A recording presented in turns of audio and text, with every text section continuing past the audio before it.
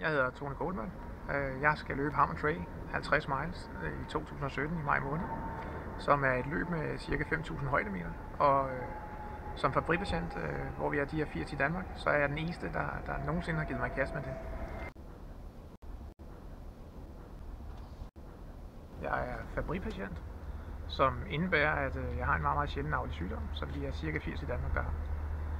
Sygdommen indebærer, at man har en masse symptomer, blandt andet ikke så godt hjerte, nyrer, hjernen kan have lidt, øjnene. Derudover så kan man have nervesmerter, som jeg har en del af, og som er det, som kendetegner mig mest ved min sygdom. Jeg er så heldig stillet, at det heldigvis er det, og ikke de indre organer, som er ramt hos mig. Og derfor kan jeg gøre det, jeg gør i dag.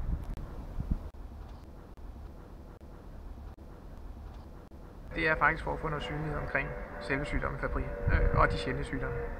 Jeg tilrettelægger min træning allerede fra nu af, og så bevæger jeg mig fremad de næste 9-10 måneder. og så er målet så at skulle gennemføre inden for de 15 timer.